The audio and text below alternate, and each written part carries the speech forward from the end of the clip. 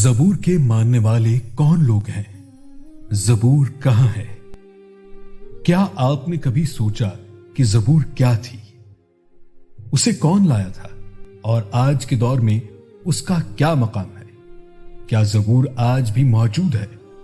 अगर है तो कहां और उसके मानने वाले कौन हैं? यह कहानी हजरत दाऊद अलैहिस्सलाम से शुरू होती है, जिन्हें अल्लाह ने बादशाहत के साथ साथ और एक ऐसी किताब दी गई जो हमदो सना से भरी हुई थी, जिसे हम ज़बूर के नाम से जानते हैं। ज़बूर क्या है? ज़बूर अल्लाह ताला की तरफ से नाजिल की गई 4 बड़ी किताबों में से एक है, जो हजरत दाऊद अलैहिस्सलाम पर नाजिल की गई थी। कुरान में कई मकामात पर ज़बूर का जिक्र मिलता है, जैसा कि अल्लाह ताला फरमाते हैं, और हमने दाऊद को ज़बूर अता की। ये एक इल्हामी किताब थी जिसमें अल्लाह ताला की हम्दो सना, नसीहतें और सबकामूज बातें शामिल थी। लेकिन ज़बूर की खास बात यह थी कि यह शरीयत पर मबनी नहीं थी, बल्कि ये एक तरह की दुआओं और अल्लाह की हम्दो सना पर मुश्तमिल थी। ज़बूर के मानने वाले कौन थे? ज़बूर को ज्यादातर बनी इसराइल के लोग मानते थे, यानी वो कौम जिसमें हजरत मूसा अलैहिस्सलाम, हजरत हारून अलैहिस्सलाम और हजरत सुलेमान अलैहिस्सलाम जैसे अजीम अंबिया आए। उनका मानना था कि ज़बूर अल्लाह की तरफ से नाजिल करदा एक मुकद्दस किताब है।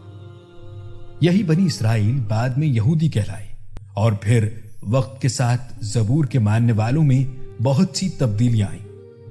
आज के ईसाइयों के बाज फिरके भी ज़बूर को मुकद्दस मानते हैं, क्योंकि ये उनकी बाइबल का एक हिस्सा बन चुकी है। ज़बूर आज कहां है? ये एक हैरान कुन सवाल है। ज़बूर आज मुकम्मल हालत में मौजूद नहीं, बल्कि इसके कुछ हिस्से यहूदियों और ईसाइयों की किताबों में शामिल किए गए हैं। यहूदियों की तौरात और ईसाइयों की बाइबल के एक हिस्से को ज़बूर कहा जाता है, जिसे आज भी पढ़ा जाता है। लेकिन असल ज़बूर जो हजरत दाऊद अलैहिस्सलाम पर नाजिल की गई थी, वो वक्त के साथ साथ जाया हो गई, या फिर उसमें तहरीफ कर दी गई।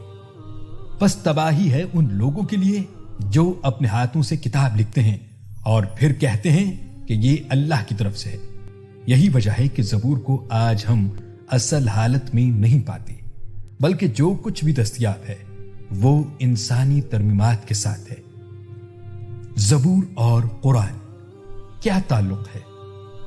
लेकिन खुशखबरी यह है कि ज़बूर के असल पैगाम को कुरान ने महफूज कर लिया, क्योंकि कुरान में तमाम साबिका इल्हामी किताबों की सच्चाई को बरकरार रखा गया है। और हमने ज़बूर में जिक्र के बाद यह लिख दिया कि जमीन के वारिस मेरे नेक बंदे होंगे।